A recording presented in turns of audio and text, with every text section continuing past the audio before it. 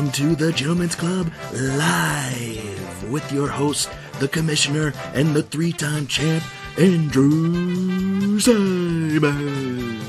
This guy's been in the championship game the last 2 years, and he's won 50% of the time. It's Eric Hastert.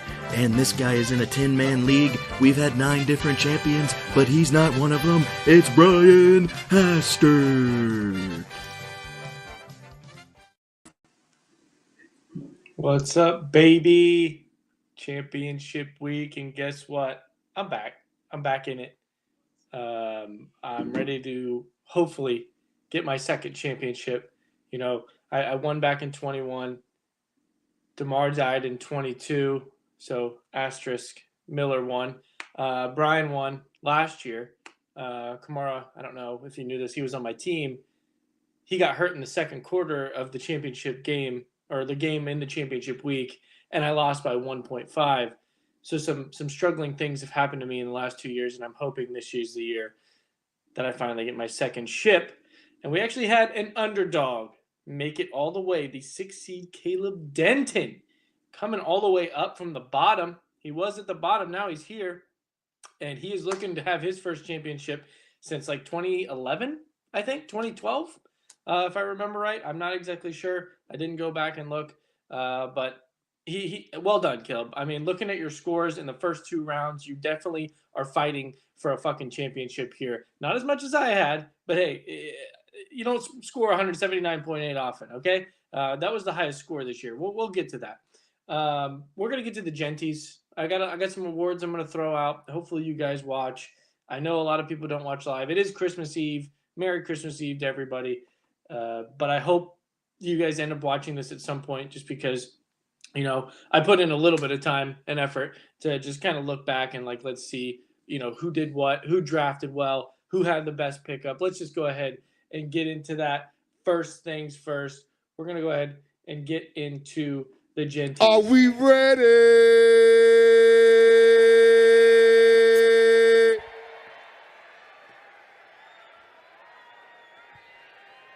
I guess not. All right. Let me hear this real quick. All right.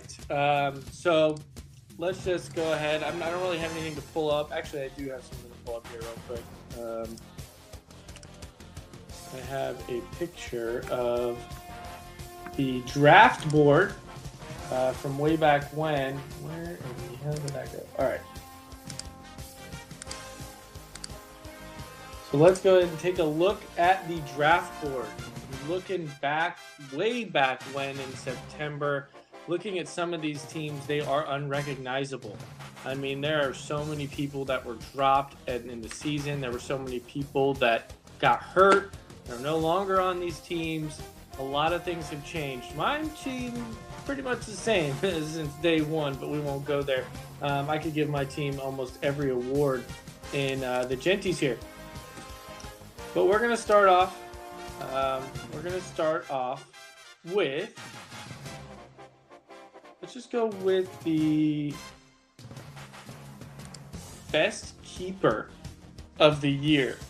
Not a whole lot to choose from. Pretty much looking at the 8th round here, because that's where the most value is going to be. I'm pretty sure Mitch kept A-Chain, which pretty solid. He ended up having a good stretch once Tua came back from having that 4th concussion. So not a bad keeper there. Mike Evans, also a contender, pretty good keeper. He had a really good season until he got hurt and missed a few weeks. Rashee Rice would be number 1 had he not, had Mahomes not broke his leg. But he did. He broke his leg. He's going to go to jail maybe. He might get suspended next year. Either way, you're not keeping him next year. And then looking over here, it's got to be Kyren Williams. I mean, Kyren Williams is a top running back this year, top 5, I think, at the position. He was a good pickup last year for Brian, and definitely the best keeper. So congrats, Brian. You win best keeper of the year. Worst keeper of the year. We'll go ahead and look at that one. I actually didn't. I saw these like taglines I had from last year. Forgot I did these. Worst keeper of the year. I really don't know who kept where. probably Sam Laporta. I would probably say. It was an 8th round keeper, so you didn't lose a whole lot of value. He is playing better, but he wasn't what he was last year, at least until the last 6 weeks, 5 weeks. So probably the worst keeper. There was probably some worse ones up here somewhere, but I couldn't tell you where because we didn't mark them. We needed to mark them with a K next year when we do this. So worst keeper, sorry, Caleb. Sam Laporta, he is coming through now, but at the time was not looking great. All right, I do have some lists that I actually went through. I did things positionally. We're just going to go ahead and go with the best draft pick of the year. Best draft pick of the year positionally, I went with running back, wide receiver, and tight end. I excluded quarterback because I would win that Jaden Daniels at the end of the draft, but I don't want to win every award, although I probably could. All right, for best overall draft pick running back, some might say Saquon Barkley because he is tearing it up. And Miller, that was a great draft pick, I will say that. But it's not the best because I think he was a first rounder. Everyone kind of expected that. Could be Derrick Henry. 30 years old, everyone doubted him except for me. Took him in the first round. People called me crazy. Look at him now, number 3 running back on the year. But the number 1 overall best draft pick, in my opinion, right now is Joshua Jacobs. Good job, Mitch. Took him in the 3rd round, and you got first-round value out of Josh Jacobs. He is a top 5 player in all of fantasy right now. I'm pretty positive. Not exactly sure, actually, but he is, I think, the best value as far as in the top 3 rounds. Josh Jacobs, great pick. Best pick in the draft. Good job, Mitch. At wide receiver, not a whole lot going on up here. I know Puka's here. He got hurt. Justin Jefferson, he was pretty solid, but he went where he was supposed to go. Nico Collins, pretty good. There were some good picks up here. A lot of misses in this row. Mondre, whatever. But I think the best wide receiver, I don't even know why I said Mondre. Best wide receiver in the draft goes to Simon with Terry McLaurin. Terry McLaurin here in the 7th round. Terry McLaurin is a top 5 wide receiver, and you got him in the 7th. That could be a very good keeper for you next year. A lot of value there at McLaurin. That is why you got one of the buys this year. You drafted really well. So good job, Simon. We're still on best overall draft pick. And then tight end, I would give it to Bowers, but he's somewhere else. We're gonna give Bowers something later. So A-Ray, you'll get your due.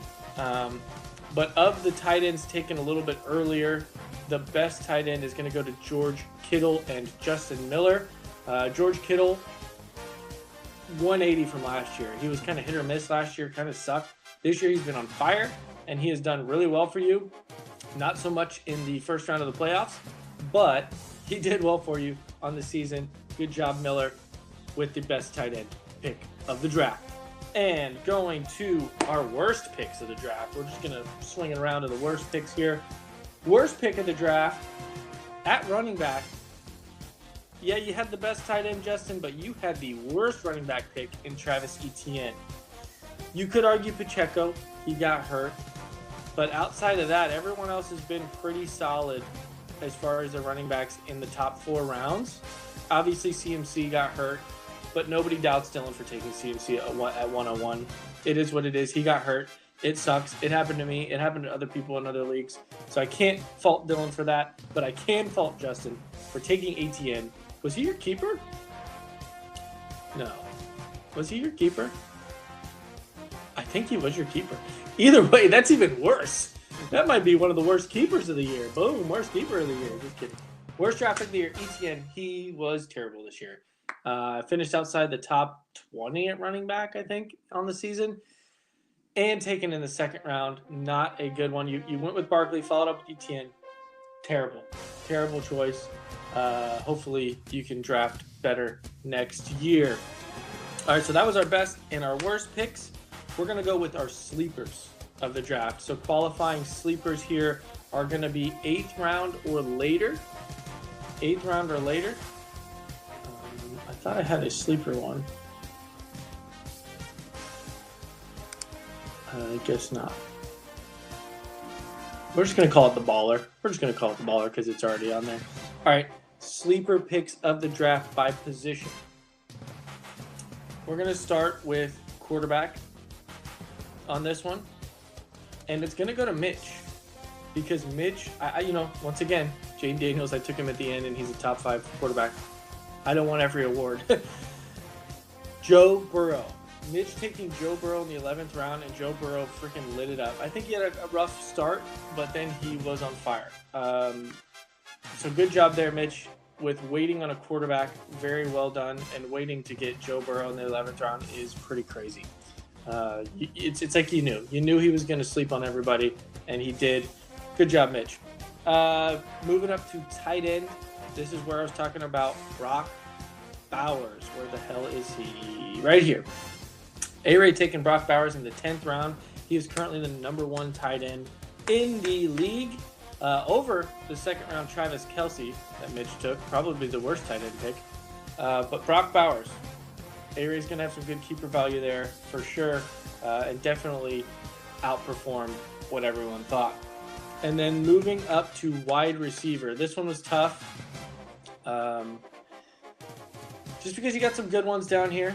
McConkey's been fine. Sutton's been fine. They've all been okay. McLaurin was right on the cusp of sleeper, which you could say he was a sleeper because he was in the 7th round. But the sleeper wide receiver goes to me for taking Jackson Smith and Jigba in the 12th round. He is currently a top 6 or 7 wide receiver at the position.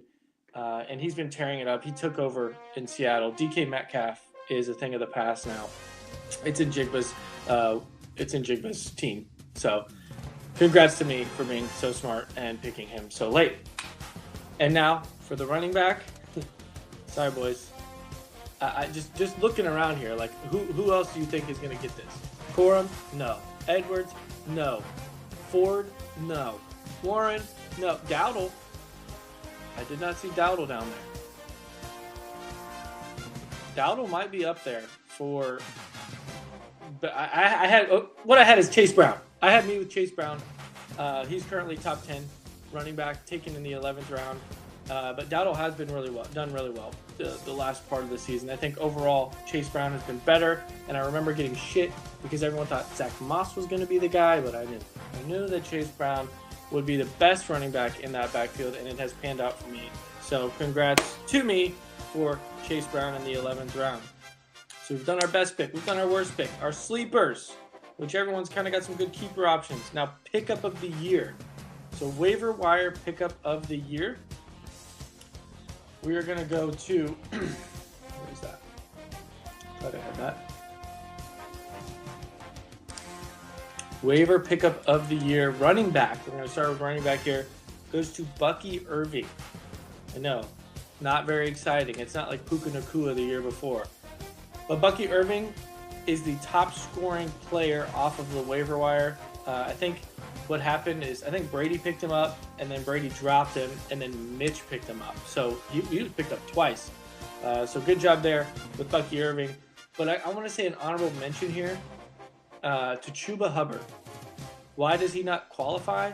Because he was drafted by Brian and dropped by Brian. But Chuba is now a top, I think, 12 running back on the season. And A-Ray picked him up off waivers. So honorable mention to Chuba and A-Ray's team for picking him up. Moving on to wide receiver. This one's going to Jerry Jeudy. Probably the best wide receiver that was picked up off waivers this year. You could say Juwan Jennings was up there. He's had a pretty good season, but he was hurt for a long time. I know Jeudy didn't really come around till later in the season, but halfway through, he was pretty solid. So good job, Brady, for picking up Jerry Jeudy. Too bad you're not in there. And then tight end goes to Jonnu Smith. Jonnu Smith, who has been on fire as of late, was definitely one of the top pickups of the year at tight end. So good job, Brian. And then honorable mention would have been Tucker Kraft, tight end. Lastly here for the last, it's the Clown Award. And I'm just going to stem off of what I just talked about. Brian, you are a clown, bro. Yeah, you drafted okay, but you had...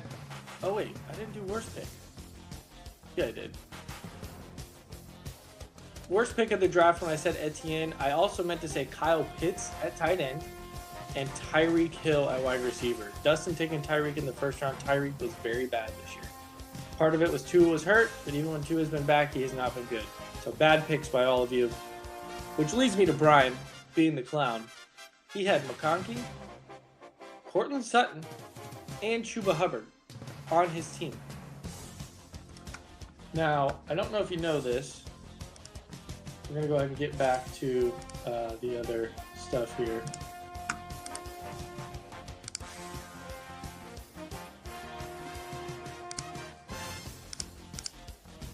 So if we go look at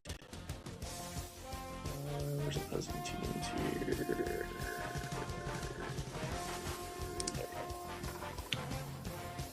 So Brian dropped Chuba.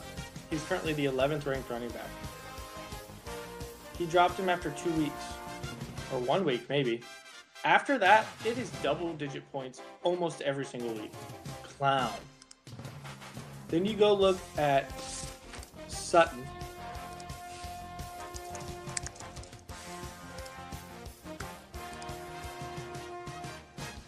Brian dropped him pretty early in the season. Double-digit points almost every single week. Was very valuable throughout the season. He's a top 15 wide receiver. And lastly, you dropped McConkey, who Mitch picked up and has been playing him pretty consistently.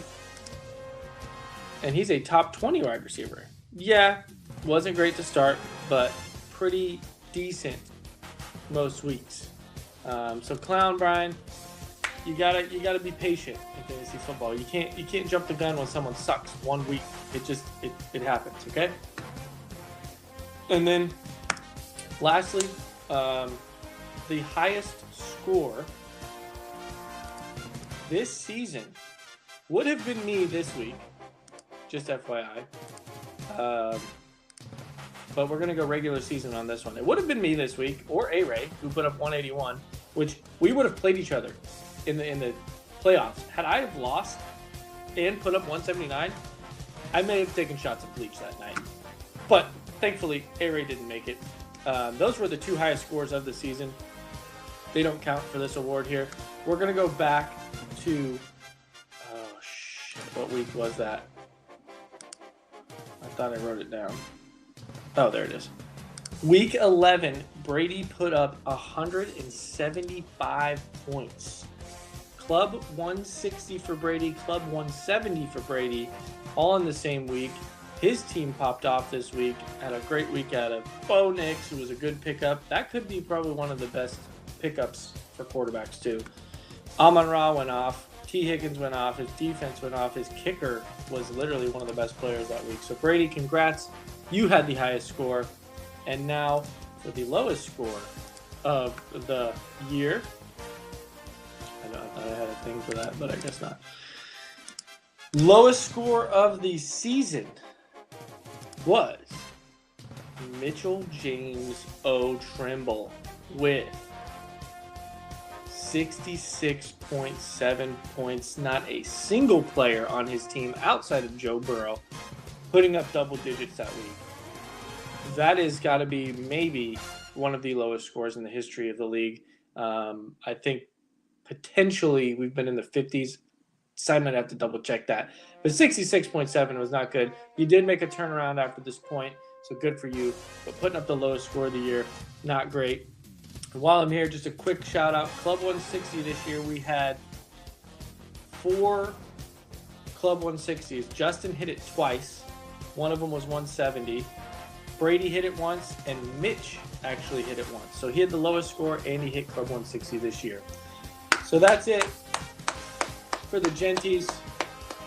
Congrats to everybody who won something this year. You win nothing other than getting to watch me and Caleb in the championship. So let's just go ahead and get right to it. We're going to go ahead and get into last week's matchups.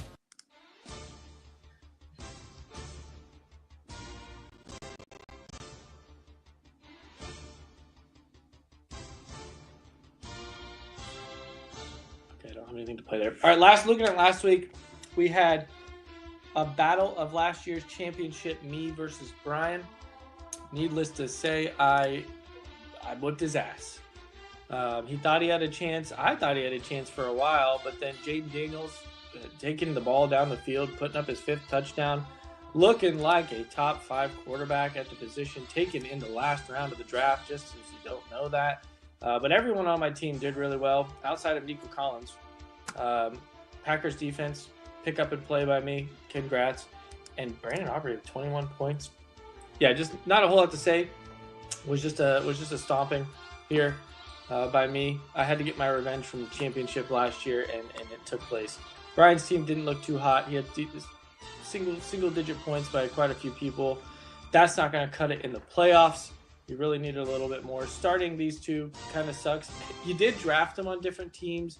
Needless to say, that sucks that they ended up being on the same team. It's worked for you a couple times, but it did not this week. You did leave some points on your bench, but it would not have been enough this week, so you can't feel bad about that. Scotty, in the graves. We'll see you next season. I guess you got to play for third. And then our other matchup was Simon and Caleb. Caleb took this one by 11 points. This one was close. It was projected 130 each of them, I think, in the afternoon games. Caleb getting that big week from James Cook in the afternoon really helped. JJ putting up big numbers as well. And then Mahomes finally having his best week. Best week to have Mahomes to have his best week. So, like I said, Laporta coming around. Not bad overall. Pretty solid, 136. You'll win most weeks there. Simon, kind of getting unlucky. You did get almost a 40 bomb out of JT. It took all season, and he performed for you in the playoffs. But really, what really hurt you is the 100% difference maker, because I know for a fact Jalen Hurts would have gotten you 11 more points. He got hurt. Concussion. Out for the rest of the game. I think the NFL did it. He was like, I'm good to go. Put his helmet on. Was ready to rock, but then the NFL was like, hold on, we need the Eagles to lose this game. We want Jaden Daniels to look really, really good. Boom! He did not come back. Joe Mixon underperforming really didn't help. Same with Trey McBride. Like, I have Trey McBride in another league. I lost because of Trey McBride not scoring any points. Kyler Murray was like 8-5 going to get a touchdown this week. He didn't. He barely got any catches. So that sucks, Simon. You would have won that, I think, if Jalen Hurts didn't get hurt. But that's fantasy football. People can die on the field, and you'll lose, and that you just got to deal with it. Apparently, there's nothing to do about it. Still burns. But just looking at A-Ray's team real quick, I know he's probably really pissed off that he didn't make it to the next round because his team popped off. I mean, 20, 20, 20, 20, 30, 20. Like, everybody on his team popped off for him. Debo finally had a good week. I mean, it's been forever since week 6. He hasn't had a good week. Boom. The week you don't need him is when they perform. That's fantasy football. Not much really to look at. Mitch putting up a decent score, still would have lost. Brady putting up a decent score, still would have lost. So don't feel bad about making it to the next round, because you wouldn't have made it very far. All right. And now, for the moment that none of you have been waiting for other than maybe Caleb, we're going to get into our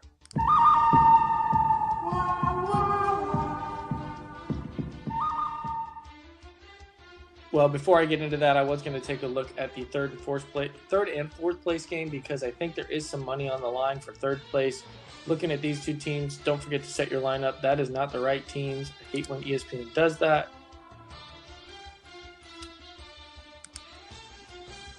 Okay, there we go. Simon projected to win here by like 8 points.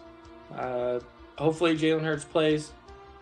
Mixon and Aaron Jones, your team is just solid top to bottom. Hopefully McBride can get you some points there. I'm not going to talk about this one in depth too much. Brian's got some pretty solid matchups, though. He's going with both the Jets wide receivers again. He's going with Kyler Murray again. I think like your buy-in is on the line. So be sure to set your lineups here and make any adjustments you need to. They've split during the season, so it's coming down to this last third and fourth place game. I think if Jalen Hurts plays, Simon's going to win this game. His team's just better all around, and he got screwed last week. So Simon, I think you're taking third. Let's just go and hit this one more time.